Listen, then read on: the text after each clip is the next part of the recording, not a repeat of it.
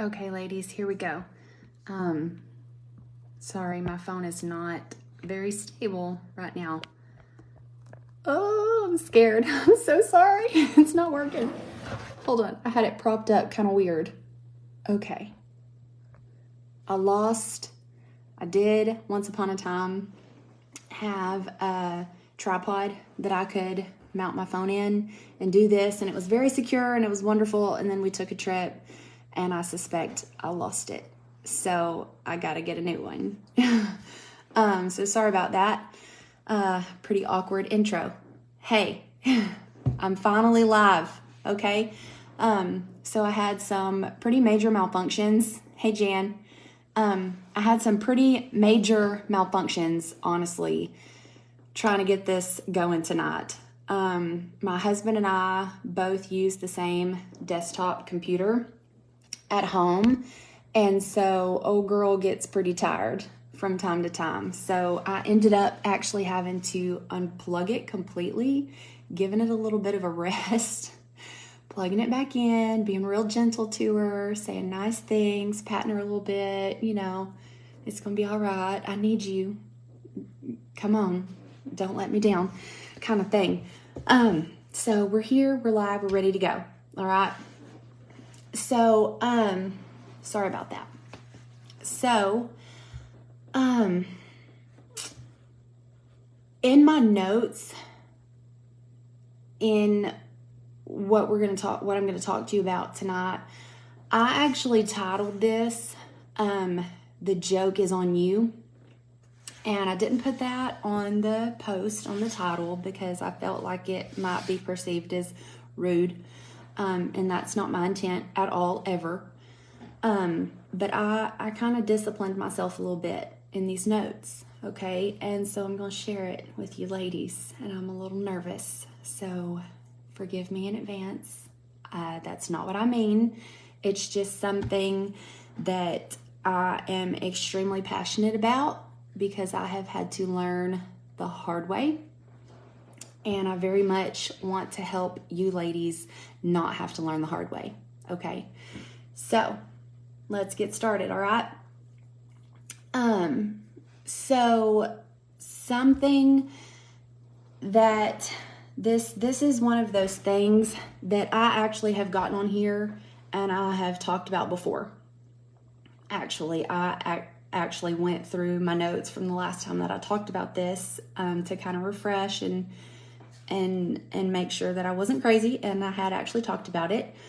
But I think this is actually a bigger issue than what I had realized before. And so I truly, truly feel like that. Hi, Casey. So I truly, truly feel like that warrants it being discussed again, okay? So the exact phrase, I actually talked about this in Marriage Breakout last weekend at the conference as well. So, the exact phrase that I used at the conference this weekend was, I'm a mom, I've been married this long, I have 3 children. That's a fact. I do actually have 3 kids, okay? But what if I told you, oh, I have 3 kids, 4 if you count my husband? There's the joke, all right? The joke that's on me. Okay, so it's common. It's very, very common to hear that. And honestly, it is insanely common. Like, it is so bad that it needs to be addressed again and again and again until we as women, we as ladies, we as kingdom-minded Christ followers, warriors for God's kingdom, learn to stop, okay? And this might very well be the very first post that I get truly emotional with you ladies because it hurts me, okay? And I've seen it a lot, and I've done it a lot, okay? And so that is why I titled this in my notes, "The Joke is on You," because I did not realize that the joke was in fact on me. I thought every single time that I made that joke that I was making him look bad and myself look better. And God had to really, really work on me hard, so hard, and show me how wrong I was. So wrong. So what happens when we say something like that, or we use that joke, or, we say other little things like, he couldn't find his head if it wasn't attached to his body, if it wasn't for me. Or, I'm going to use this as an example. He asked me, where was the stapler? And I told him it was on his desk. Well, instead of being on the right side of the desk, it was actually on the left side of the desk. So obviously he didn't see it, right? Just these little bitty things that we do and we say a lot that put our husbands down in a lot of different ways, okay?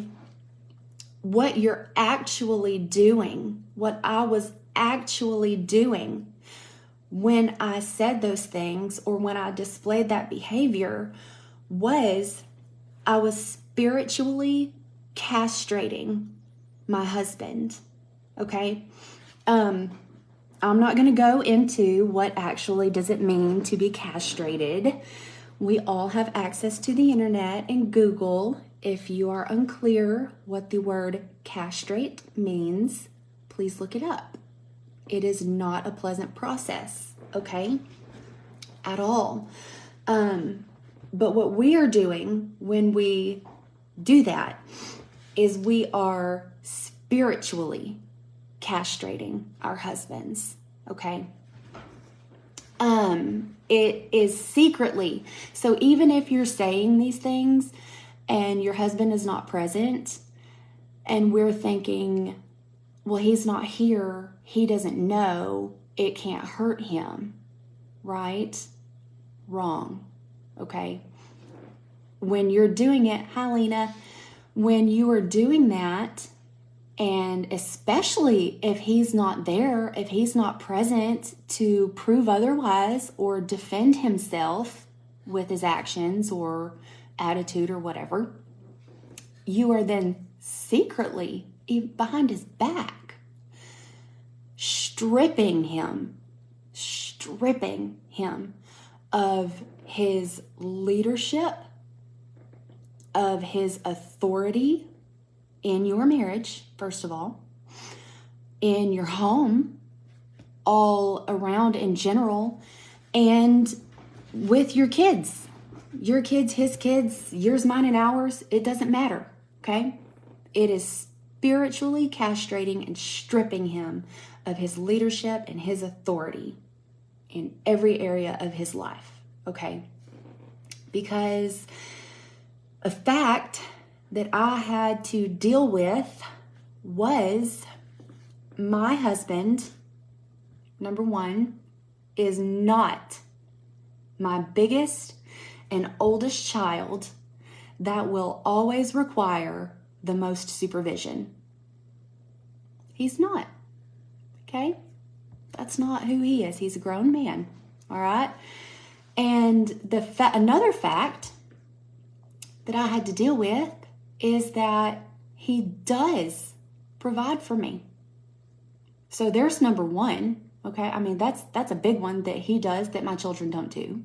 He provides for me. Another one is he protects me, okay? That's something my children can't do. They're tiny. My youngest child is 36 pounds. What good is he gonna do if I need protection? He's not, okay? So physically, my husband provides for me. He protects me. And there are other things that he does that my children do not do, okay? He does things for me. He gives me things that my children will never and should never be asked to do for me. All right. So aside from those most obvious facts, okay, to prove to us that our husbands are not our oldest child, okay, let's talk about some other things. What are we actually saying when we say things like that, okay? We are saying, we are claiming, we are taking ownership of this idea that we have to pull the most weight on the parenting front. We are absolutely in a relationship with a grown man who cannot look after his own self. And we know that's not true. If he's ever put gas in his own car, that's an adult thing. If he goes to work, that's an adult thing. If he's ever stopped at the grocery store, that's an adult thing. You know, let's be real about a few certain things, right? It's also we're claiming and we're making a statement that it is our job as the woman to coddle our husbands. And what's even worse than that, now I'm not saying you should never spoil your husband, you should never take care of him, you should never nurture him, you should never, love him a little bit here and there. Everybody deserves that. Everybody, even our grandparents, okay? Everybody deserves a little love and a little bit of spoiling from time to time, okay? That's not what I'm getting at there. We are making a statement that says it's our job to mother him, which it's not, okay? We are saying that he's never going to pull his weight because he's a moron, basically, okay? He's never going to measure up. He's not good enough. We're not equal because he's a child, which is just a lie. Straight from the enemy, in fact, okay? And the reason I know it's from the enemy is because I've already said it. It is spiritually castrating your husband and stripping him of his authority and his leadership, okay? It is. And that's a trick from the devil. Don't fall for it. I did. You don't, okay? So this also continues to perpetuate this idea, okay, that marriage and parenthood are not equal, okay? And I get it. It's a joke. It's just a joke.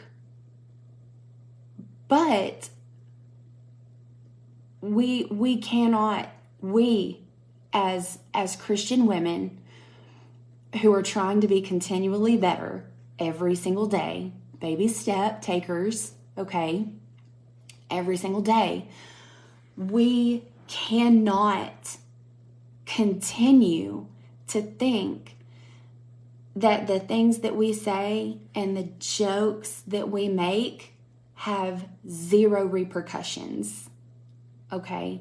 Because we are responsible for what comes out of our mouths. We are.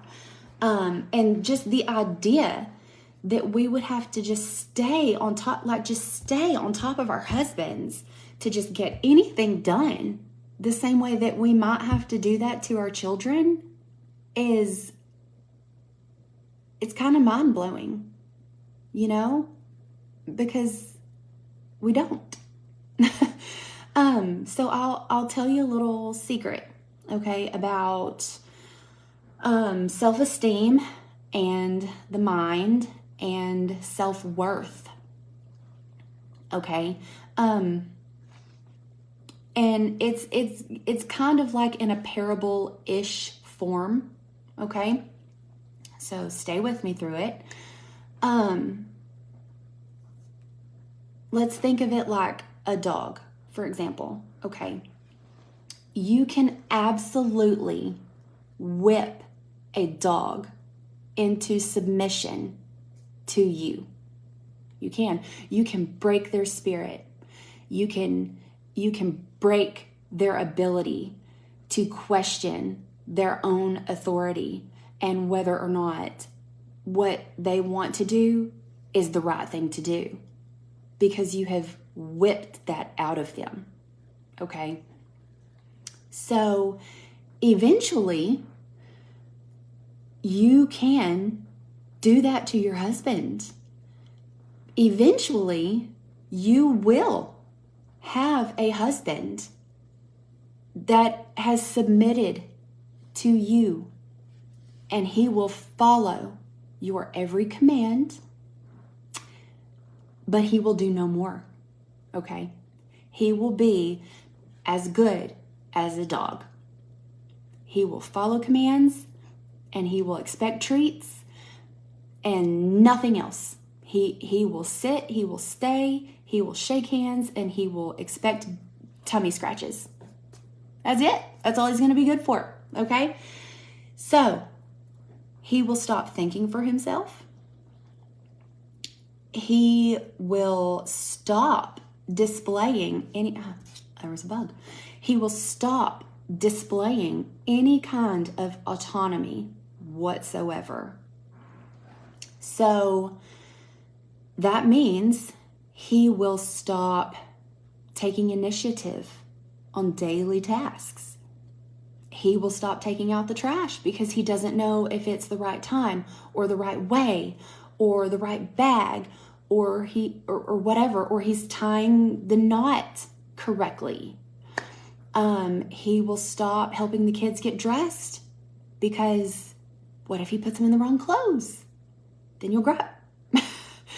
He will stop cutting up the kids' food because what if he does it wrong? He will stop doing anything other than simply following commands like a dog, okay? And that's not what we want. Why will he do that? Because we have whipped it out of him. We have broken his self-esteem and his self-worth and his spirit, okay? But I'll tell you something scarier, ladies, is that is not even the most dangerous part, all right? That's not even the dangerous part. That's not even the most scary, okay? The dangerous part, really, about this mentality with our husbands is that it is not our place to make him submit to us. Ladies, who do you want your husband to submit to? You? Or do you want him to submit to God and his will? Okay? I'm sorry. That is completely backwards from how God intended marriages and families to be, okay? We need so desperately our husbands to be strong, to be courageous, to be bold and authoritative and God-fearing men, okay? Not wife-fearing men. That is...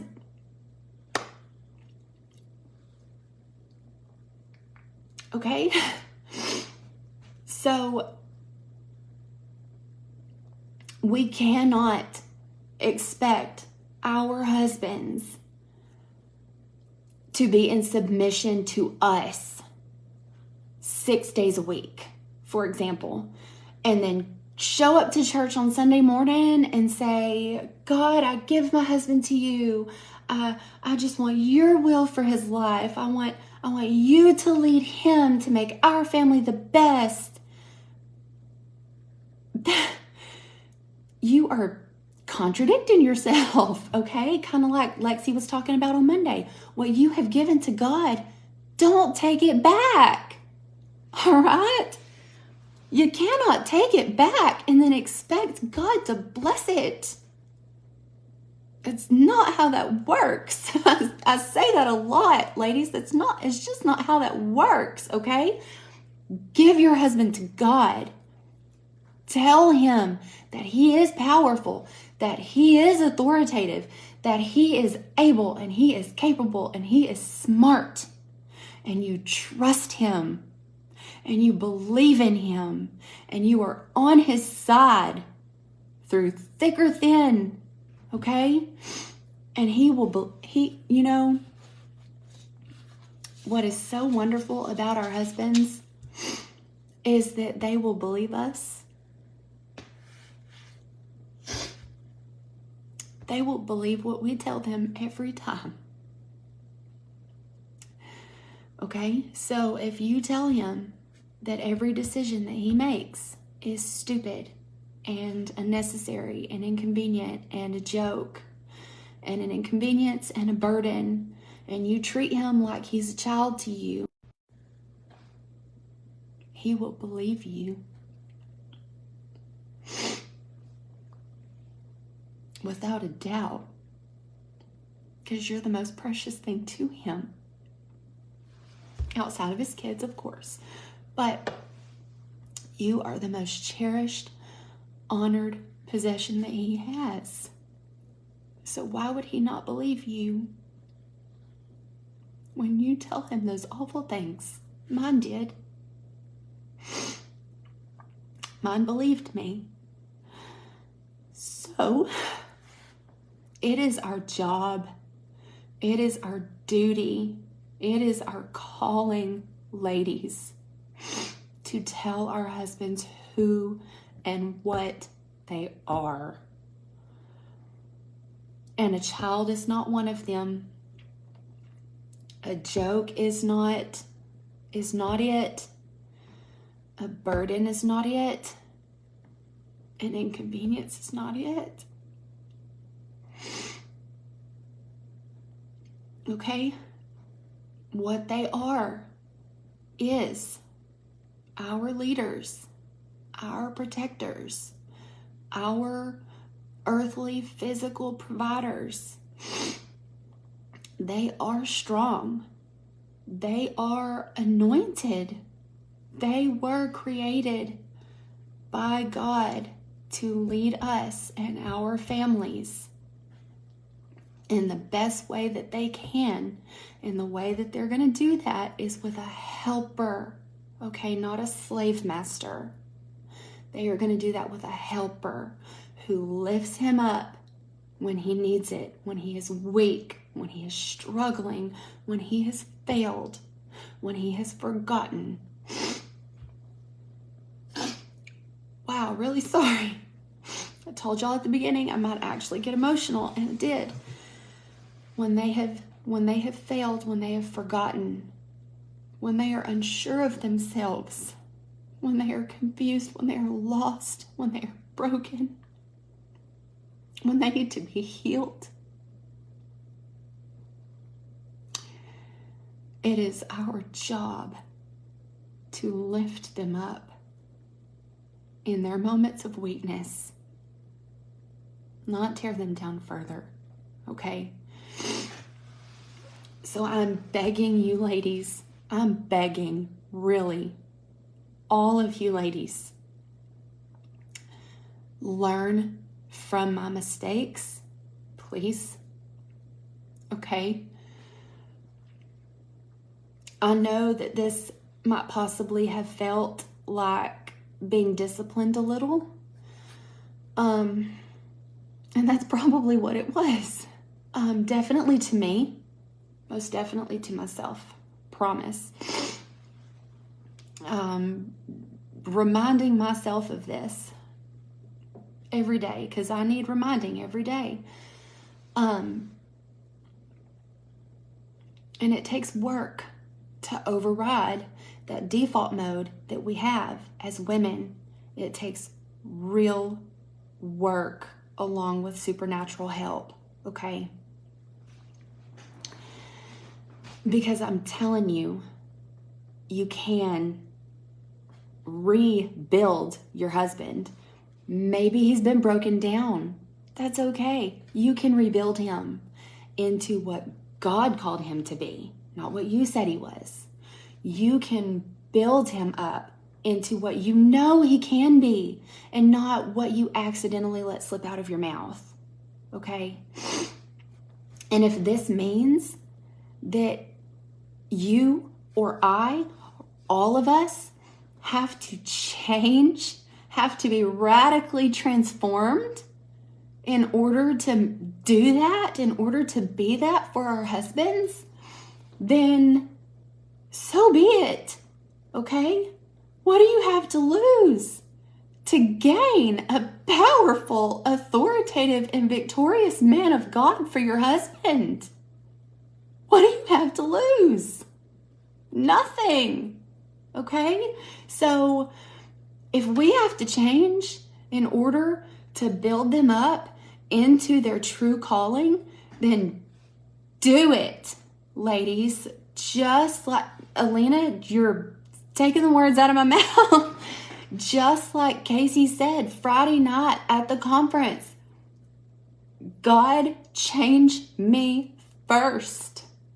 Move me first. Work in me first. I have nothing else to lose, God.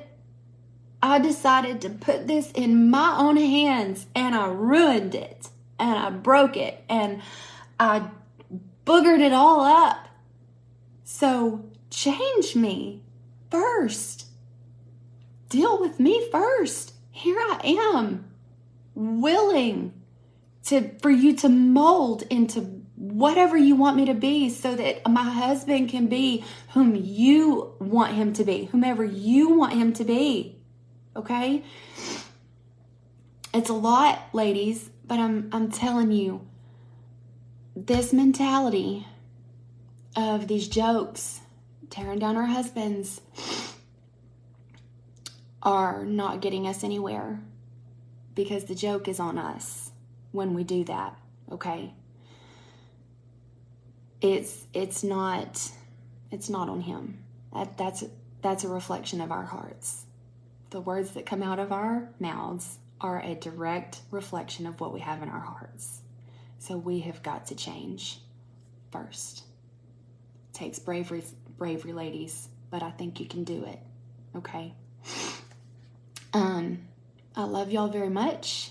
So thank you for listening to my little rant and my little discipline.